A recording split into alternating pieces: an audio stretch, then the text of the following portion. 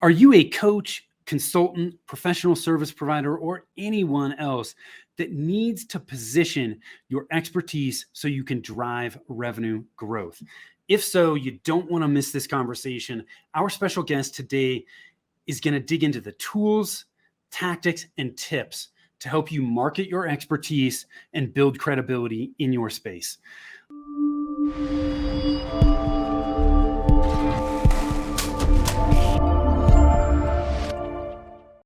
Hi, I am Tim Fitzpatrick with Rialto Marketing, where we believe marketing shouldn't be difficult. All you need is the right plan. I am super excited to have with me Michael DeLon from Paperback Expert. Michael, welcome, and thanks for taking the time today. Tim, thanks for having me on here, man. This is going to be a great conversation. Yes, I am looking forward to it. It's always nice to switch sides of the mic. You were gracious enough to have me on your podcast a few weeks ago. Yeah. So thanks for jumping on. You're welcome. You're welcome. Before we start talking about marketing our expertise, building credibility, all that good stuff, I want to just ask you some rapid fire questions to help us get to know you a little bit. Sure. You ready to rock and roll? I'm ready. Let's go. Okay. When you're not working, how do you like to spend your time? Yeah, when I'm not working, I'm gonna be with my family, hanging around. A lot of times, reading a book of some nature. I really like to get lost in book, and recently it's been in teenage fiction books that my girls are reading. I've got a 13-year-old and 11-year-old. They're reading fiction books, so I thought, you know what better way to connect with them? So I'm reading these fiction books for teenagers right now. Really pretty cool. It gives me an opportunity just to build relationships with my daughters. I'm assuming are you picking up on some of their lingo as well? A little bit. I have to ask them sometimes because it is written a little bit differently than what I'm used to. Yes, but it's fun. So I have a 10 and a 12-year-old girl, and sometimes they say stuff, and I'm like, what is that? Yeah, yeah. Sometimes they use. It's funny. They've used some of the same phrases that I use, but they mean different things to them. And they're like, Daddy, that's not what that means. I'm like, well, that's what it used to mean. Yeah, Michael, you're totally using that out of context. That's right. What's your hidden talent? My hidden talent. Well, that's a great question. I really think as I've learned over the last few years is to, it's almost an X-ray vision, honestly, into other people's business. I can see into your business, Tim, and into my client's business, and really quickly discern the point of differentiation between you and somebody else because of your story. And I hate saying it this way. I don't say this to impress you, but to impress upon you. It comes so naturally to me. I wonder why everybody can't do it, but it's one of those things that people go, how'd you do that? I'm like, I don't know. I just did. It's just one of those gifts that God's given me to be able to hear a story or something, go, dude, that's it right there. It's got to be my hidden talent. And because I don't work to make it happen, it just happens. What's the best piece of advice you've ever been given?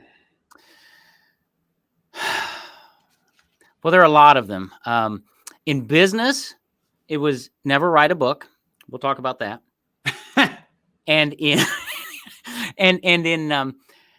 in marriage, this is the counsel I give to people. It's my marriage counseling is 4 words, Tim. I do. Yes, dear. Yes. It's to serve my wife and unload the burdens that she carries, to say, I'm here to serve you. How do I do that? So I say that tongue in cheek of yes, dear, but I really am there to serve her because I've been married since 1990 and I expect to be married for another 30 years. So that's probably one of the best pieces of advice somebody told me, is just really serve my wife and love her well. Okay, I'm going to go down a small rabbit hole here. When my wife and I, when we went on our honeymoon, we went on a cruise, and they had this, this honeymooners meeting on the cruise. Okay. And there were some older couples that they invited there, and you had me laughing because there was a couple that had been there. They had been married for over 50 years, right. And they asked the husband, what's been your secret? And he said, yes, dear. Yes, dear. So I think you're onto something. So what's the one thing about you that surprises people? Yeah, the most thing that surprises people about me is I'm an introvert. I've taken all the tests. I always landed in the introvert thing. And basically what that means is that when I get exhausted and worn out, what do? Do I go be with more people, or do I become a recluse with my book?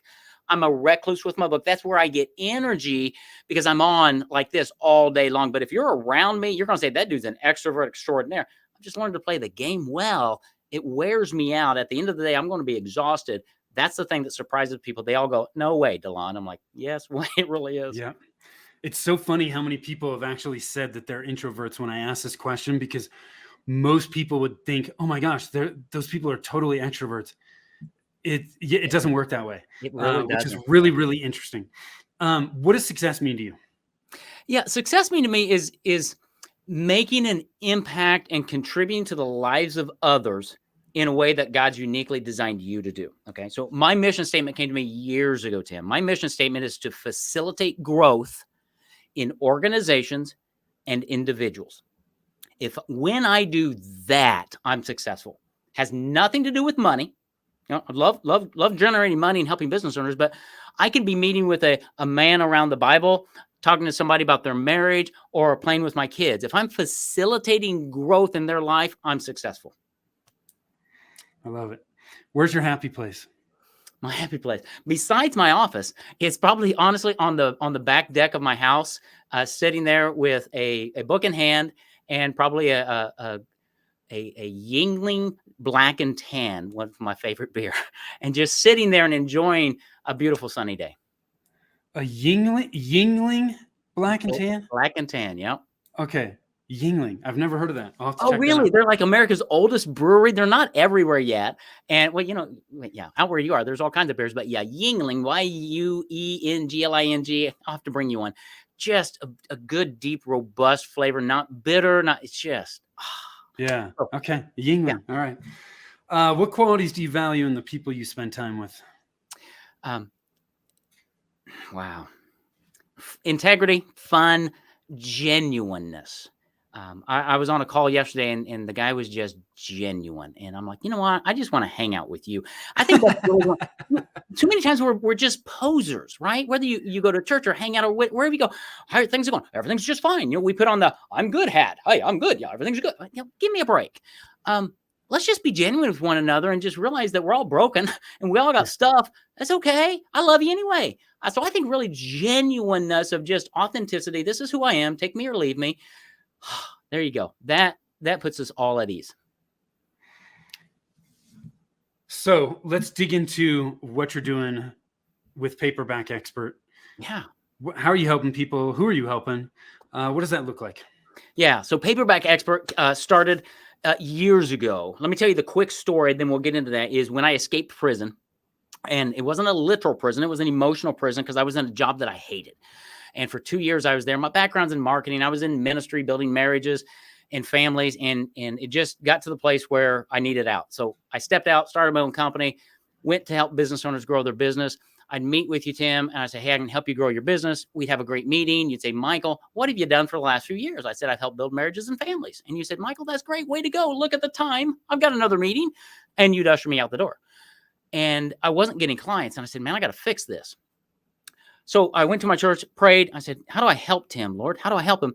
And God said, why don't you take all your marketing ideas and strategies and put them in a book? And so I did. So I published my first book in 2013. Then I would call you and say, Tim, I think I can help you with your marketing. You'd set an appointment. I'd mail a copy of my book to you. I'd walk in a week later to our meeting. There it was. My book was on your desk, dog-eared, highlighted, underlined. You'd read my book. And in that meeting, Tim, you'd say, now, Michael, in your book, you said, how do you help me do that? And you'd hire me. Now, Tim, what changed in those 2 meetings? The only thing that changed, my understanding of marketing didn't change. My ministry background didn't change. What changed is how you thought of me. When you got a copy of my book, you instantly saw me as an expert in your mind. And you said, this is somebody I can trust. And he's got a solution to my problems. That changed everything in my life and my business. So I started getting clients. I said, man, why don't business owners do this? Well, I don't know if you've written a book, but it's hard to write a book. There's a lot to it. So we created a process where now we help business owners, coaches, authors, whomever, to create their book without writing a word. And we do that to establish credibility in the mind of their audience. And then we teach them marketing systems to market that credibility in a variety of ways. So they'll gain clients, get referrals, and grow their revenue long term. So that's the nutshell. That's the genesis of how I got here and what I do, because I'm convinced, Tim, that every business owner is an expert at what they do. They all struggle with marketing, and most of them aren't telling their story. And so that's where we always start is getting that story of what really does set Rialto marketing apart, right? You and your dad, you've got a great background story that needs to be told that resonates with your ideal prospect. And that starts building credibility and trust and bonding at a heart level to where I'm like, I really like these guys. I resonate with what they say and who they are. And I think that's the biggest thing is it's not just what you say, it's who you are. Because I'm going to buy you and your services more because of who you are than what you do. Yeah. So that's what we really help business owners do is understand that unique story, that signature message of theirs, and then create their book and then launch them out to down the pathway of what we call credibility marketing. So one of the things you said, I think this is easy to miss.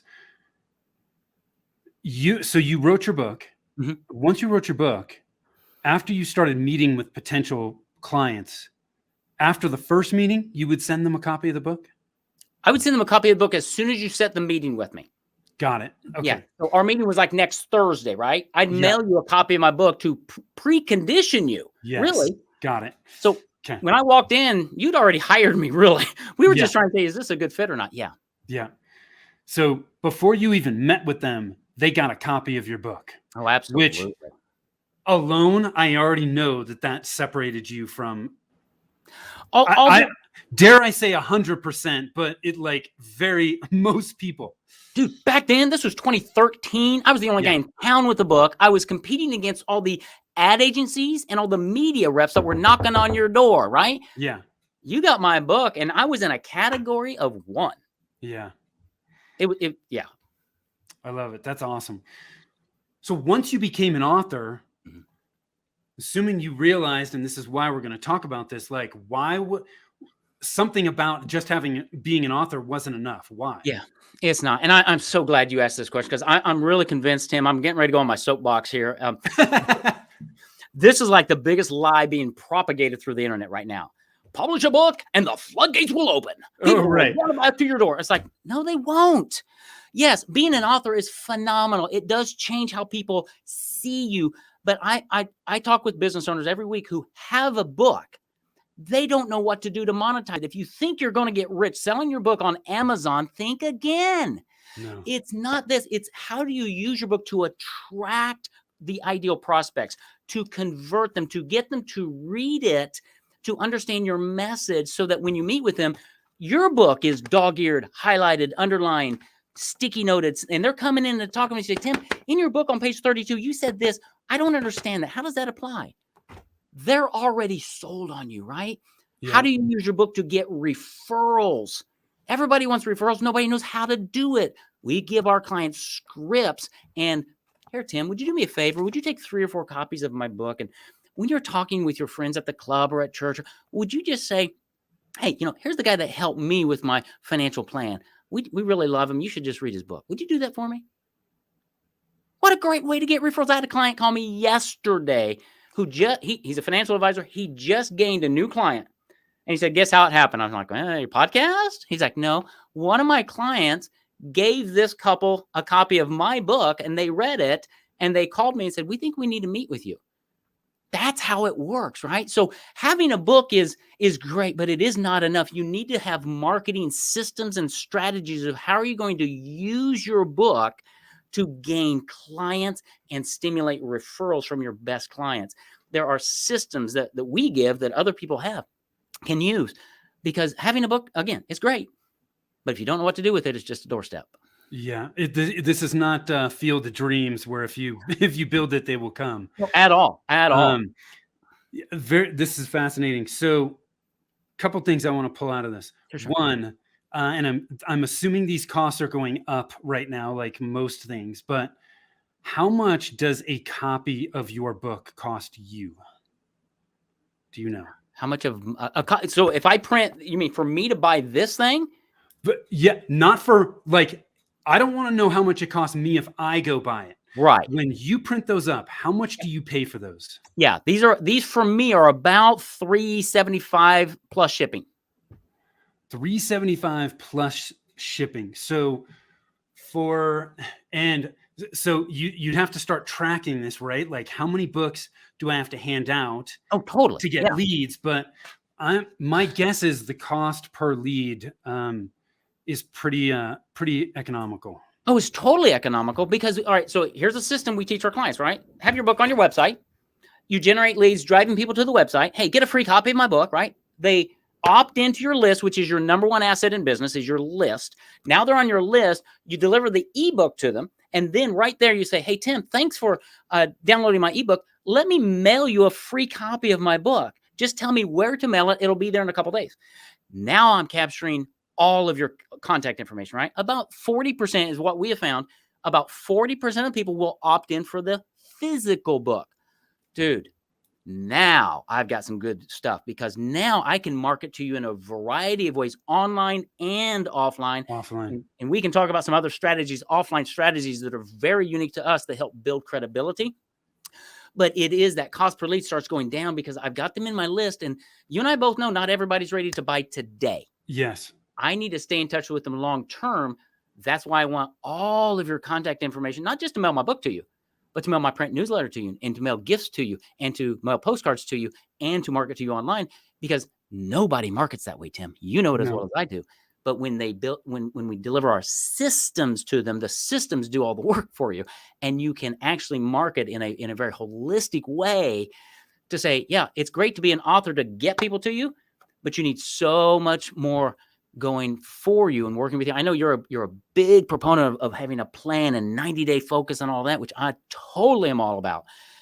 You got to have systems running all this thing. So yeah, I probably went down a rabbit path there. No, I love this. The other thing I want to pull out here too is if you write a book from the perspective of, I'm not just writing this to write it, I'm writing it so that I can use it as a marketing tool. Yeah. Some of the best books I've seen from a marketing perspective have like, it's not just, you read one of your daughter's fiction books, you just read it and that's it.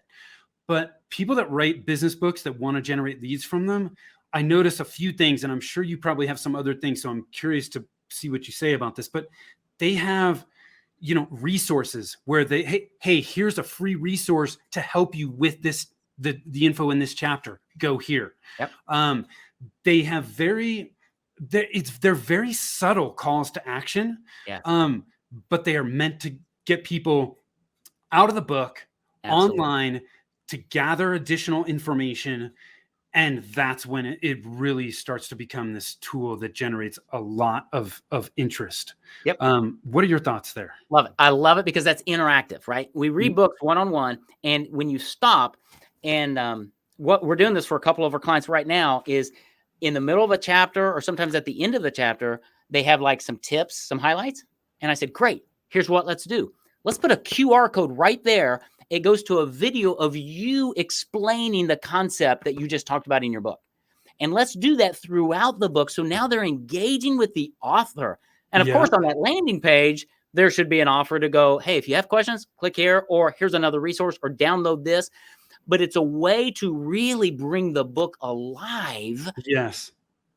Totally doable with QR codes. And we're starting to use them more and more, because what we're after is that bond, that connectedness between the reader and the author. And QR codes are something, what you're talking about is they're super, super helpful, because you really want to equip your reader with great resources and become, okay, here we go, the one they think about first and feel the best about when they are ready to make a decision. Yeah. If you can position yourself there, you now have credibility in their eyes, and it's not a sales call anymore. Yeah. Conversation. It's a good fit conversation. Yeah. So I love that. So that is such a cool idea. Driving to video. When you're driving to URLs, you can also start to track that. Absolutely. So now you start to see, gosh, how much traffic is the book driving to these other assets, additional calls to action, retargeting so awesome. Ads on those specific pages. Yes. I mean, there's all kinds of things you can do. Yes, absolutely. Yeah. Inviting them to a short micro training on that topic, right? If they're on that page, they have interest. Let's go. Hey, after you watch this, I've got a short 15-minute presentation that goes more in depth right here. Just sign up and go there. Now I'm taking, because if they buy your book on Amazon, yippee skippy, you get $3 or $5. Yeah. I want to engage them. QR codes, resources is a great way to engage them and make sure you're capturing their information, adding them to your list so you can market to them long term. Yeah. You're right on track, man. So what are some ways someone can establish and market their credibility, whether they have a book or not? Some of us are going to be like, oh my God, no, I'm not writing a book. Shame on you. Yeah. No, I love what you're talking about here, Michael, but no, I'm not going to write a book. Yeah, no, and that's really cool. And that's one reason we started our coaching programs, is because I was talking with a lot of business owners who either A, had a book and didn't know what to do with it, or B, weren't ready to do a book, but they still needed the credibility. And so what we do is we help them. We take them through a process. So some of the things you can do is, number one, tell your story.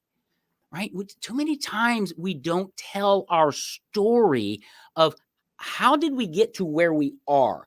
Because unfortunately, most of us do something that can easily become commoditized, right? We got 1,000 different competitors out there. What's going to set you apart? What is that message? I've got an attorney down in Florida. He's in a market that's really, really competitive. I mean, his competitors are spending like $1 million a month on marketing. I mean, it's crazy. Yeah. This guy doesn't have that money. He was a baseball player. He went to college, threw his arm out, became a personal injury attorney. And now he helps people who are in accidents and things through no fault of their own. And I said, William, have you ever told that story to anybody? He's like, oh, no. I said, we're going to. So we created his book all around that story. And he's a personal injury attorney, right? And so the theme of his book is now when life throws you a curveball. Personal or baseball player turned attorney helps people who are hurt. And it's a compelling story because it's his story. He's gone through what he helps people go through, positions him totally different against the big dogs, and allows him to go on TV or on a website or whatever, telling that story, which bonds people to him. Yeah. It's a credible story. It's a real life story. So he does it on TV. He does it on his website. He does it through his book. He does it on his blogs. He does it on his, everywhere he goes. That's the story. Because I know you just got hit by a big 18-wheel truck. Life just threw you a curveball. I'm going to be here to help you out. Dude, that's a whole lot more compelling than we just won $18 million in the last case. Who cares? Yeah. I've got to like you and bond with you. So tell your story. And we've got a whole process that we walk people through, 8 questions. But if you don't go through our process, take a friend out to coffee and sit down and say, all right, Tim, here's some questions. Ask me about my life and record it all. And have your friend just kind of dive in deep and say, well, how'd you get here, Tim? Well, why'd you do that? Why'd you leave that job? What's going on there? What are your passions? Just have them ask your questions. And you're going to find that there's a theme that comes out that says, wow, I never realized that baseball ties into being a personal injury attorney, or kayaking ties into being a financial advisor. Well, it does. It really does. And that's what sets you apart. That's how you start building credibility, and then be consistent with that. And going back to one of my answers earlier, be genuine, be yourself. Yeah. I've been doing this about 10 years.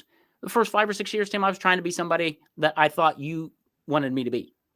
I was very stiff. I was very professional. I finally just threw the coat and everything away and said, dude, this is me. You're either going to like me or you're not. And that's okay.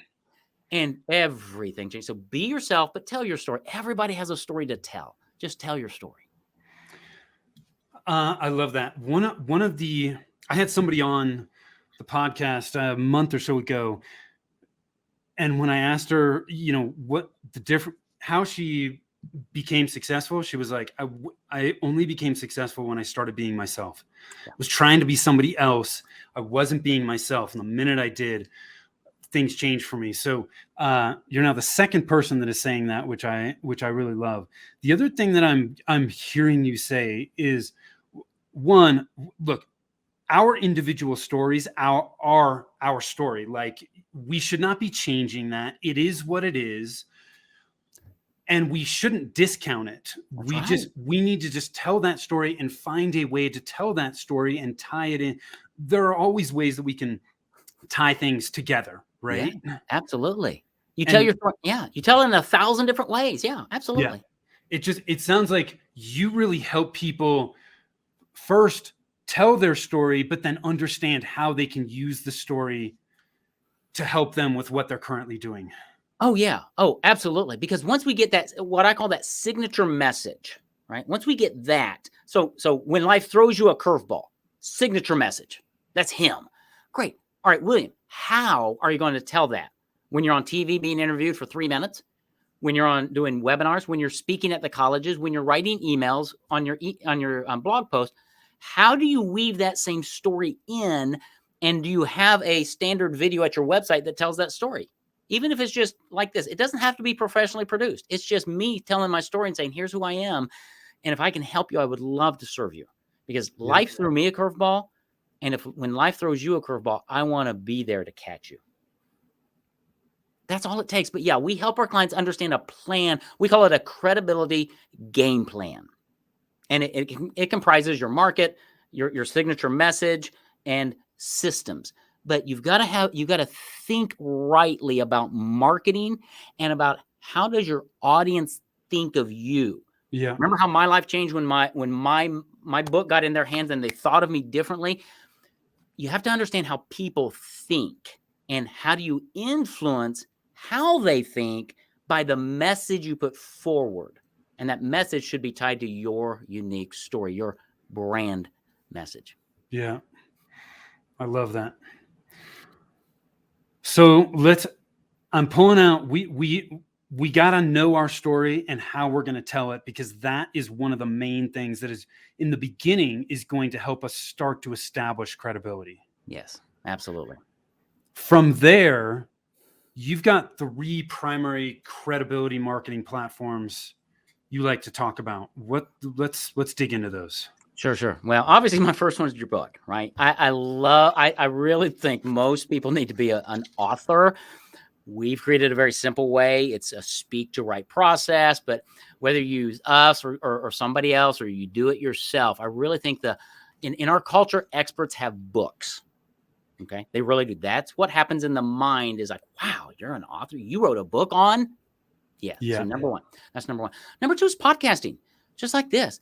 Podcasts are great. And now I spent 9.5 years in Christian radio, right? I love radio. Radio is a great media for building credibility. The downside is it tends to be pretty expensive. And your radio show, if you're doing a radio show, is on one time a week. And if I miss Saturday at 2:00, I'm out. Totally. Podcasting's a whole different animal, right? I can carry you with me on my phone. I can listen to you when I'm interested in, and it lets me build relationships. So book would be one. Podcasting is the other one. And the one that I really love, besides those 2, is email. Okay. I'm a big fan of daily emails. Now, most people give me pushback and say, well, nobody writes it. Go into the spam. Actually, it doesn't. When you do it properly and you write good emails, and we teach our clients how to do it. Most emails I get, Tim, are putrid, pathetic. Yeah. Terrible. But when you do it right, okay, people engage because we teach them how to tell a little story about just something's going on. Like my car is an ice cube out front of my driveway. I'm in Little Rock, Arkansas. It's been snowy, icy for 3 days. My car has ice all over it. So I took a picture of it. I'll probably use it in an upcoming email about the ice cube in my driveway. And then I'm going to turn that to a marketing tip. Say, are your prospects cold? Are you trying to how are you doing to warm up your prospects and melt the ice so that they'll engage with you? Do you see how I did that? That's a story. That's an email. I show up in your inbox every single day. I have top of mind awareness. You might not read all of my emails, but you know what? You see my name every day. I want to be the first one you think of and the one you feel the best about when you're ready to take that next step. Okay. So a book, a podcast, an email. Those would be 3 primary ones. Then, of course, we do micro trainings. We're big. Everybody does webinars, which are like 90 minutes or 60 minutes. I do micro trainings, which are like 12 minutes, because people can carve out 12 minutes. 95% content, call to action at the end of the day is really, hey, if I can help you out, Tim, schedule an appointment. Let's talk. Let's see if it's right for you. These little micro trainings, I do them on a ton of different topics. A lot of teaching. People love these. I record them. I put them on a landing page and go back. These are just systems that we've put in place that we give to people. But I went back earlier and I said, your list is your number one asset. I'm all about building my email list because I want to build a relationship with you, Tim. You've got a great relationship with your wife. I bet you spend time with her like every day, right? Yep. Well, that's email. I'm building a relationship through email, and of 10 emails that I send, 7 to 8 of them are straight content. 1 or 2 of them might be selling into a coaching program or a book or something like that. But by and large, it's building in, giving away the farm. I mean, always there's a call to action, say, hey, schedule a call if you want to, but that's usually in the PS. I want to build content. I want people to look at me as a source of valuable information, as somebody they can trust, and not as somebody who's trying to get in their pocketbook all the time. That's not what it's about. How often are you doing micro trainings? We do, on a standard basis, we do 1 full webinar a month. And 2 weeks later, we do 1 micro training. So I do a micro training every month. And then when I'm launching something, so for instance, I'm launching a coaching program in about 6 weeks. So we'll do, on some weeks now, we'll do 2 micro trainings. One of those is specifically geared toward the coaching program. And on those, I would tell you up front, I was like, Tim, thanks for being here. I want to tell you, I do have an offer at the end of this training. I'm just letting you know it's going to be for the coaching program, but in the next 12 minutes, I want to talk with you about boom. And then when I get to the call, but I tell you up front if I've got an offer at the end. Yeah. Because I just really want to be upfront with people, and I'm not here to bait and switch, but we typically do 1 a month, 1 micro training and 1 long form webinar that really explains our entire credibility upgrade program. Got it. And those, by the way, are systems that we run. Yeah. I love the idea of a micro training. It's a really interesting idea. Yeah. Couple things I want to highlight here in what you said, because people may have missed this. You dropped a ton of value right there. So 3 credibility building platforms: book, podcasting, email. One thing you've touched on multiple times here, is building your email list. The way it was described to me and the way it's always just resonated with me is your email, your website, these are assets that you own. A lot of other marketing channels are channels you rent. Social media, paid ads, you have no control over those. Not to say that you shouldn't use them. You just have to know that you're renting them, and that spigot could turn off tomorrow.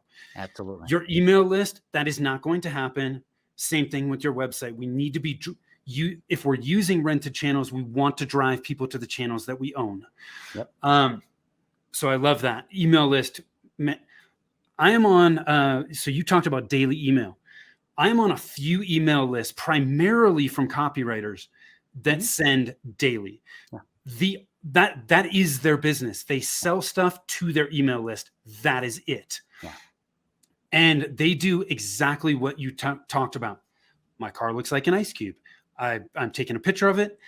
They start every email with a story, some type of rant, and then they tie it back in to what they're selling or the message that they want to communicate. And that's what they do every single day. Yep.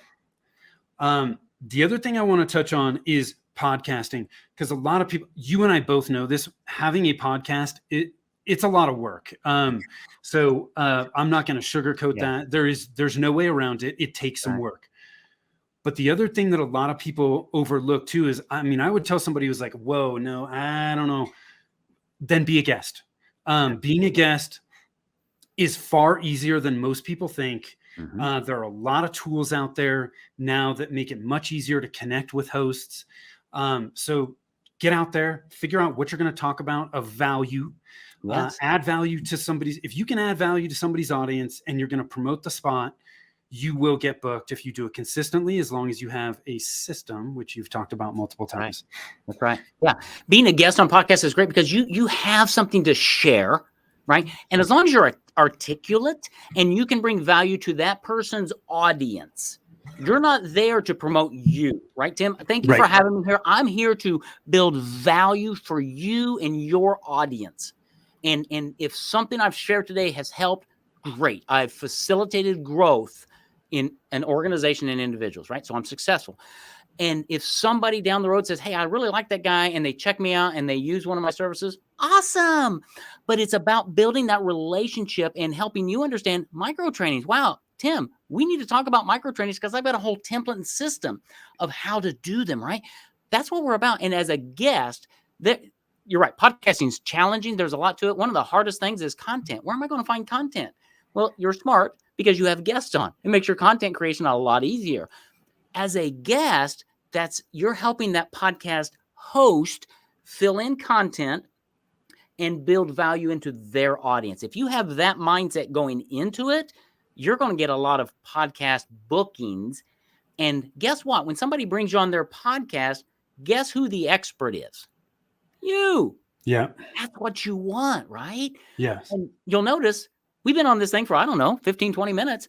We've said like my company's name once, maybe. I don't care because it's not about that. It's about the connectiveness.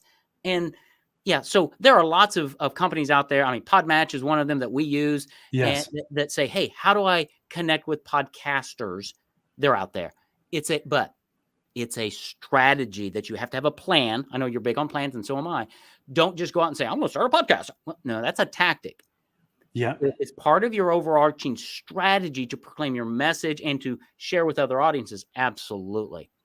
So, yeah, I love that. When we'll, for people that check out the show notes, I'll put a link to Podmatch in there because Podmatch is a phenomenal resource for podcast hosts and for guests.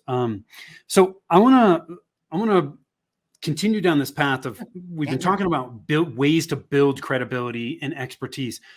If I have been spending time doing things that are supposed to help me build credibility and expertise, is there a way for me to determine like how much credibility I have in the eyes of my audience? Yeah, great question. And for the longest time, Tim, the answer was no.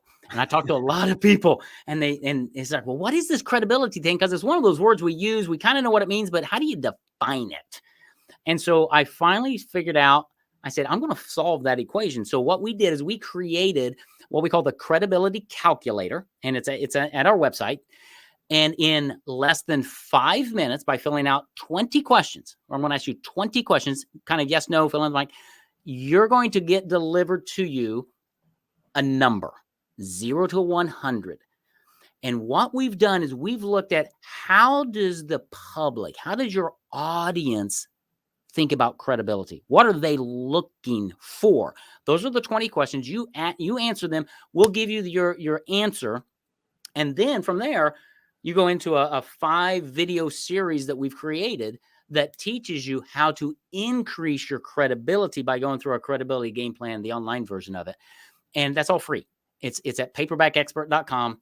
Look for the link that says credibility calculator, and it's going to reveal to you how your audience thinks about credibility, because too many times we're doing what we think is credible, but it's not. So for instance, I mean, I work with a lot of financial advisors, and I had one come to me the other day. He's like, man, I graduated from this university and I have all of these designations. Look at all of my designations. Nobody else has all these designations.